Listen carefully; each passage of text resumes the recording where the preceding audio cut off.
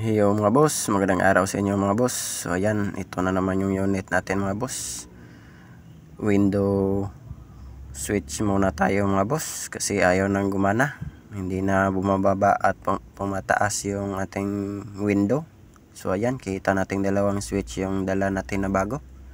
Yan yung i-replace natin mga boss. So ayan, tuluyan na natin tong baklasin yung window switch natin mga boss para mapalitan na natin ng bago.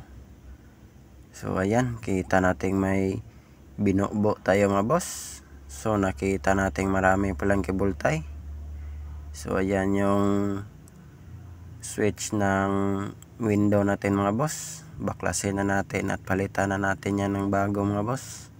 So ayan yung bago mga boss, unboxing natin mga boss.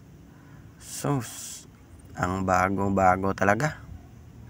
Kita natin na pareho talaga silang dalawa.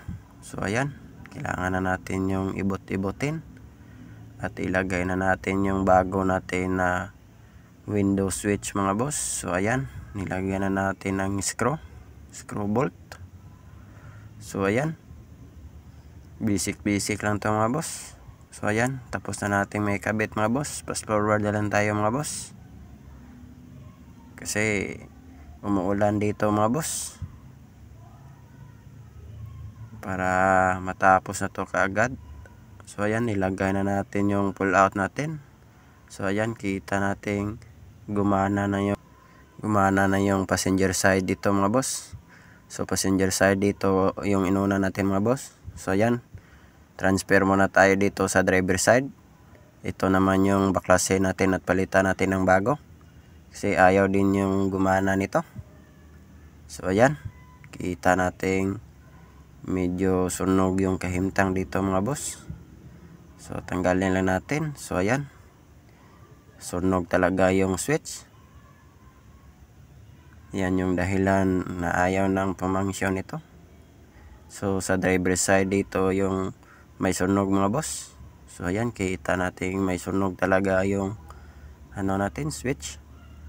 Yan yung bago at saka yung luma. So ayan, tudlo na natin mga boss para makita talaga boss at maklaro. So ayan, tapos na natin may kabit. Fast forward na lang tayo dito mga boss. So ayan, kailangan na natin yung pull out natin. So ayan, kita na natin ignition on na natin mga boss. So ayan, kita natin dumulhog-dulhog na yung natin window. So ayan, trapal na lang pala yung ginamit ng driver dito at para hindi na siya mababasa. Kawawa naman. So ayan, natapos na natin mga boss. Salamat.